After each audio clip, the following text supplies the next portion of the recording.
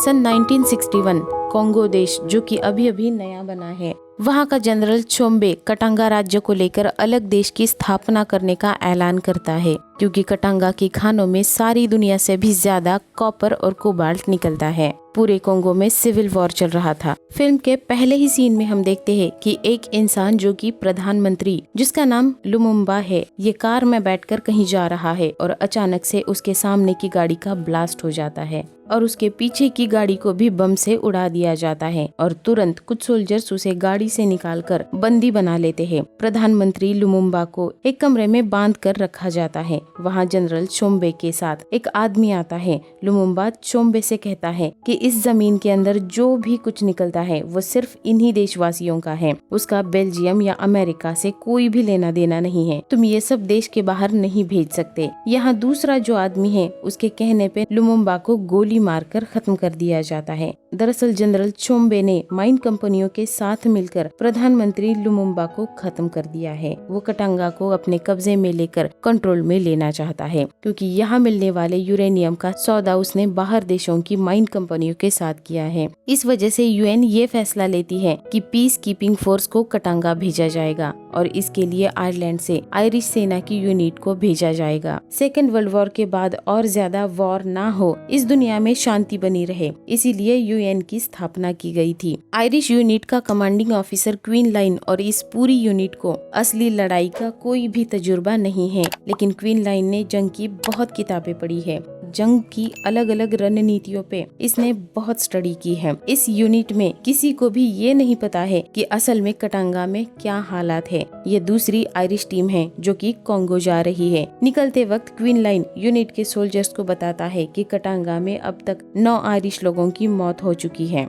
Irish country ने आज तक किसी भी देश पर आक्रमण नहीं किया है और किसी भी देश को जीतने की कोशिश नहीं की है, और इसीलिए कॉन्गो में हमें भेजने की मांग की जा रही है, क्योंकि उन्हें लगता है कि हम शांति कायम रखेंगे। तभी उधर जनरल चोम्बे मीडिया से ये कहते हैं कि हम यूएन का स्वागत करेंगे, लेकिन मुझे ये समझ में नहीं आ रहा है कि उनका यहाँ पर क्या काम है। उधर यूएन सेक्रेटरी जनरल ऑफिसर कॉनर से बात कर रहा है। यहाँ पे हमें पता चलता है कि लुमुम्बा ने पहले ही यूएन से मदद मांगी थी, लेकिन उस वक्त उन्होंने फोर्स भेजने से मना कर दिया था। लेकिन अब जब लुमुम्बा की हत्या हो गई है तो सेक्रेटरी जनरल कॉनर से कहता है कि वियतनाम और क्यूबा के वक्त हम इतने कैपेबल नहीं थे, लेकिन आज हम कॉन्गो को बचा सकते हैं और इस काम से पूरी दुनिया में हमारी वाहवाही होगी, इसीलिए तुम कॉन्गो जाओ। कॉनर सेक्रेटरी जनरल की बात को मान लेता है। यूएन जो कि पीस कीपिंग फोर्स भेज रही है, उनका मुकाबला करने के लिए जनरल चोम्बे यहाँ के माइन कंपनियों के मालिक जनरल डी गॉल से मदद मांगता है।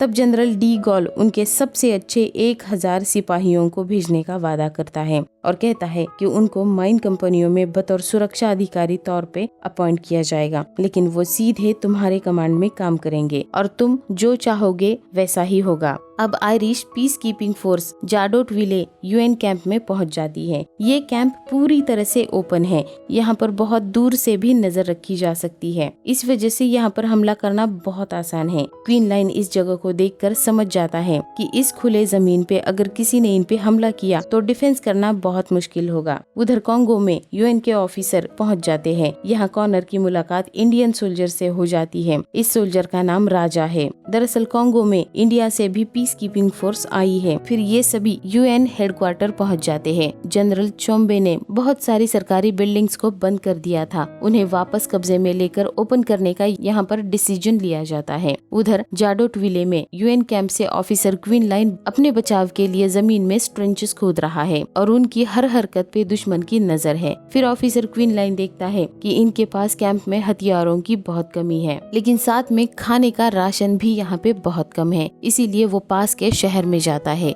वहाँ इन्हें राशन की दुकान में एक औरत बताती है कि आपके यहाँ आने से कटांगा के लोग खुश नहीं हैं। यहाँ की माइनिंग कंपनियों से लोग अच्छा पैसा कमा रहे थे। लुमुम्बा सारी कंपनियों को नेशनलाइज करना चाहते थे, इसीलिए चोम्बे ने उन्हें खत्म कर दिया है और अब यहाँ सब लोगों की जान खतरे में है। तब क्वीन लाइन वहाँ से एक बार में ड्रिंक लेने के लिए जाता है। उस बार में पहले से ही बहुत सारे सोल्जर्स थे, उनमें कुछ लोकल और कुछ फ्रेंच सोल्जर्स थे। एक फ्रेंच सोल्जर जिसका नाम फॉल्कवेंस है जो कि इन सभी का कमांडर है, वो क्वीन लाइन को इनवाइट करता है। क्वीन लाइन जब उसके पास आके बैठता है तो उससे बातें करते हुए पता चलता है कि ये फ्रेंच माइन कंपनी के मालिकों ने भेजे हुए सोल्जर्स हैं, यानी कि ये सभी चोम्बे की तरफ के लोग हैं। फ्रेंच कमांडर फॉल्कवेंस क्वीन लाइन को अपमानित करता है, ये कहकर कि आयरिश सेना ने आज तक कोई भी लड़ाई नहीं लड़ी है। इसके जवाब में क्वीन लाइन जर्मन कमांडर रोमेल की कही हुई कुछ बातें कहता है। तब फॉल्कवेंस कहता है कि मुझे रोमेल कभी पसंद नहीं आया। क्वीन लाइन कहता है कि जर्मन रणनीति और जर्मन कमांडर तुम्हें कभी पसंद नहीं आएंगे, क्योंकि आपके पूरे देश को उन्होंने सिर्फ 2 हफ्ते में कब्जे में ले लिया था। इस करारे जवाब से फ्रेंच सोल्जर कुछ वक्त के लिए चुप हो जाता है। उसे गुस्सा बहुत आता है, लेकिन अभी वो कुछ नहीं कर सकता था।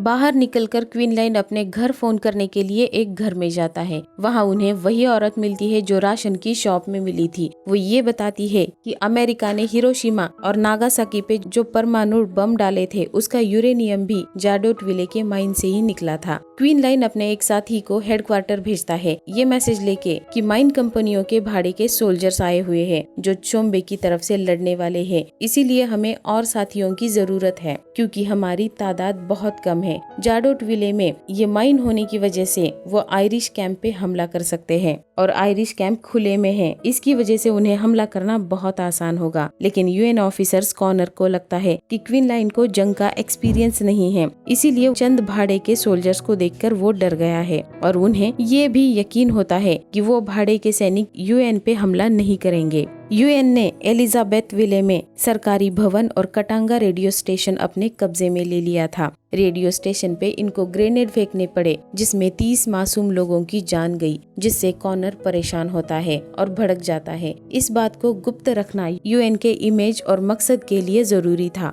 इसका जवाब देने के लिए आयरिश कैंप पे हमला करने का ऑर्डर कमांडर फॉल्कवेंस को दिया जाता है। एलिजाबेथविल में सरकारी भवन और कटांगा रेडियो स्टेशन पे हमले की खबर जाडोटविले में क्वीन लाइन को नहीं थी और जैसे ही फ्रेंच सोल्जर्स और जनरल चोम्बे के लोकल सोल्जर जाडोटविले के आयरिश कैंप पे हमला करने जाते हैं, तब सभी आयरिश सोल्जर चर्च में प्रे कर रहे थे। बाहर चर्च से दूर सिर्फ एक ही सोल्जर तैनात था। वो फ्रेंच सोल्जर्स को आता देखकर अपने साथियों को चिल्ला के बाहर बुलाने की कोशिश करता है, लेकिन उसकी आवाज चर्च के अंदर सोल्जर्स तक नहीं पहुंच पाती। फिर वो सोल्जर जो कि एक स्नाइपर है, वो चर्च की घंटी को गोली मारता है, जिससे कि घंटी की आवाज होती है और अंदर के सोल्जर्स अलर्ट हो जाते हैं और तभी फ्रेंच सोल्जर आयरिश सोल्जर पे फायरिंग करते हैं। सभी आयरिश सोल्जर तुरंत चर्च के बाहर निकलकर ट्रेंचेस में अपनी अपनी पोजीशन ले लेते हैं। दोनों तरफ से सोल्जर्स एक दूसरे पर गोलियां चलाते हैं। आयरिश स्नाइपर फ्रेंच कमांडर फॉल्कवेंस की गाड़ी के ड्राइवर को शूट करता है। उस गाड़ी का बैलेंस आउट हो जाता है और तुरंत फ्रेंच कमांडर फॉल्कवेंस गाड़ी से बाहर कूद जाता है।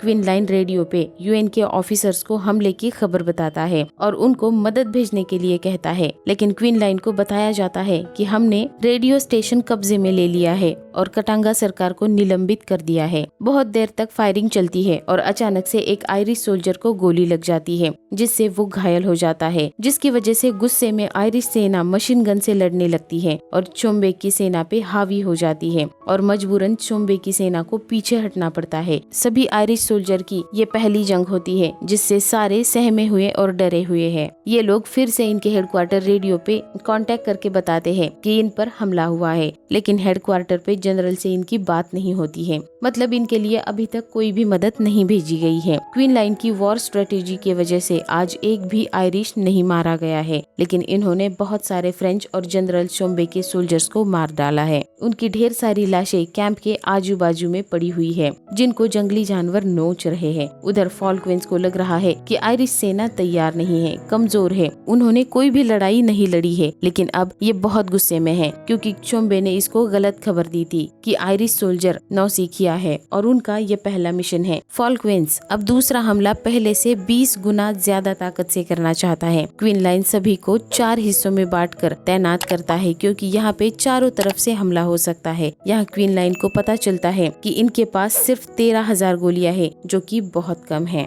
क्वीनलाइन फिर से हेडक्वार्टर पे रेडियो से कांटेक्ट करता है और मदद की मांग करता है और बताता है कि हमारे सामने लगभग 1500 दुश्मन सैनिक है, उनके मुकाबले हम सिर्फ 150 लोग हैं, हमें तुरंत मदद चाहिए। लेकिन कॉनर बहाने बनाना लगता है। उसको लगता है कि क्वीनलाइन डरा है, उस वजह से वो छोटे से हमले को बड़ा चढ़ाकर बता रहा है। उसे यकीन है कि चोम्बे सरकार लगभग खत्म हो चुकी है। वो कहता है कि चोम्बे तुम पर हमला करके यूएन पे दबाव डालना चाहता है, तुम लोग डटे रहो। दूसरी तरफ इनकी सभी सेना दूसरे मिशन पे थी। जाडोटविले भेजने के लिए इनके पास कोई भी सेना नहीं थी। उनके वापस आते ही मदद दी जाएगी, ऐसा क्वीनलाइन को कहा जाता है। यूएन के एलिजाबेथविल रेडियो स्टेशन पे कब्जे के बाद चोम्बे टीवी पे यूएन के खिलाफ बातें करता है। दूसरे दिन चोम्बे की सेना कैंप पे हमला करने के लिए आती है। आयरिश सेना इसके लिए तैयार थी। दोनों तरफ से गन फायरिंग शुरू हो जाती है। क्वीनलाइन देखता है कि आज चोम्बे सेना के साथ सफेद सूट में जो आदमी है वो सेना को ऑर्डर दे रहा है, तो क्वीनलाइन आयरिश स्नाइपर को उसे निशाना बनाने के लिए कहता है। स्नाइपर सटीक निशाने के साथ उसे खत्म कर देता है। दरअसल ये आदमी माइनिंग कंपनी का मालिक है और उसे गोली लगी है। ये देखते ही चोम्बे की सेना पीछे हट जाती है। कुछ देर बाद फॉल्कवेंस हाथ में सफेद कपड़ा लेकर आता है और इधर से क्वीनलाइन भी सफेद रुमाल लेकर बाहर निकलता है।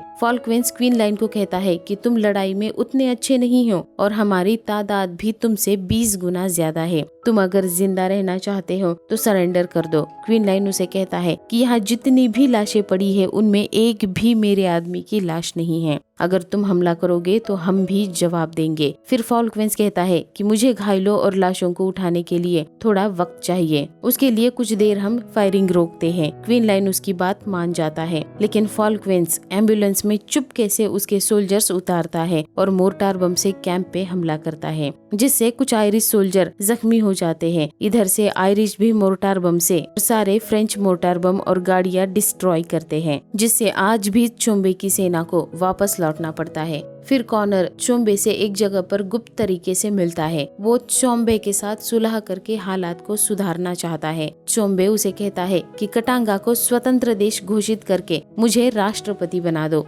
लेकिन कॉनर कहता है कि ये मुमकिन नहीं है। जाते जाते चोम्बे कहता है कि तुम्हारे सोल्जर ने हमारे साथ जो भी किया है वो मैं कभी नहीं भूल सकता, इसीलिए हम आयरिश सेना को जवाब देने वाले हैं। तुम तो उन्हें भूल गए। ये सुनते ही कॉनर को एहसास होता है कि सच में उसने क्वीनलाइन की बातों को बहुत इग्नोर किया है। और फिर रात में आयरिश कैंप पे मोर्टार बम से बहुत बड़ा हमला किया जाता है, जिससे कैंप का बहुत नुकसान होता है। दूसरे दिन चोम्बे की सेना आयरिश कैंप में सप्लाई होने वाले पानी में जहर मिलाती है। अब आयरिश सेना के पास लड़ाई करने के लिए गोला बारूद भी बहुत कम है और पीने का पानी भी नहीं है। तुरंत क्वीनलाइन यूएन के हेडक्वार्टर रेडियो से कांटेक्ट करके बैकअप यूनिट की मांग करता है, तो इसे बताया जाता है कि 30 सोल्जर्स की यूनिट उनकी तरफ भेजी गई है, जिसे चोम्बे की सेना द्वारा रोका गया है। शायद वो कैंप तक पहुंच नहीं पाएंगे। वो वापस हेडक्वार्टर लौट रहे हैं और इसी हालात में वही रहने के और जाडेटविले की रक्षा करने के ऑर्डर क्वीनलाइन को दिए जाते हैं। तभी चोम्बे की बहुत बड़ी सेना आयरिश कैंप पे हमला करती है। कुछ देर घमासान फायरिंग होने के बाद आयरिश सेना के पास गोलियां खत्म हो जाती है और चोम्बे की सेना पीछे हटकर प्लेन से कैंप पे अटैक करती है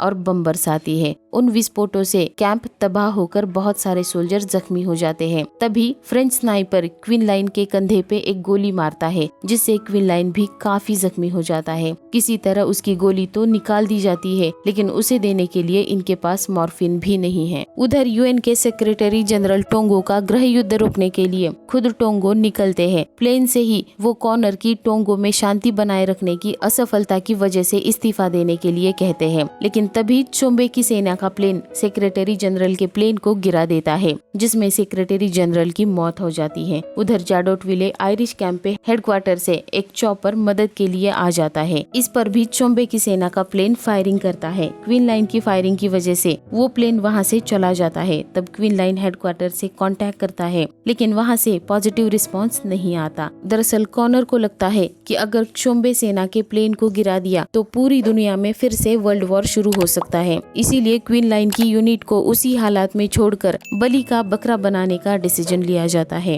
कैंप में सभी जख्मी आयरिश सोल्जर को चॉपर में बिठा दिया जाता है, लेकिन जैसे ही चॉपर उड़ान भरता है कि तभी फ्रांस सोल्जर रॉकेट लॉन्चर से चॉपर को मार गिराते हैं। अब ये रेडियो से हेडक्वार्टर कांटेक्ट करते हैं, लेकिन हेडक्वार्टर से इनको जानबूझकर कोई भी जवाब नहीं दिया जाता। क्वीन लाइन समझ जाता है कि हेडक्वार्टर से कोई भी इनको मदद नहीं भेजी जाएगी। थोड़ी देर बाद बहुत ज्यादा तादाद में चोम्बे की सेना कैंप पे सभी तरफ से हमला करने के लिए आती है। उनसे लड़ने के लिए आयरिश सेना के पास गोलियां काफी नहीं हैं। इस वजह से क्वीन लाइन अभी तक चलाई गई गोलियों के गिरे हुए कारतूसों को इकट्ठा करके बम के पास रख देता है। लड़ाई शुरू हो जाती है। दोनों तरफ से जोरों शोरों से फायरिंग होती है। चोम्बे की सेना को बम के करीब आते ही क्वीन लाइन ब्लास्ट कर देता है। ब्लास्ट बहुत ही भयानक होता है, जिसमें बहुत सारे चोम्बे के सोल्जर मारे जाते हैं। आयरिश सेना मरे हुए चोम्बे सोल्जर के हथियार इस्तेमाल करने के लिए इकट्ठा करती है, लेकिन इनके दुश्मनों के पास हथियार और तादाद भी बहुत ज्यादा है और साथ ही उनके प्लेन भी आयरिश सेना पे अटैक कर रहे थे। फिर भी आखिरी गोली तक सभी आयरिश सोल्जर दुश्मनों का सामना करते हैं। किसी भी आयरिश के पास एक भी गोली अब नहीं बची है।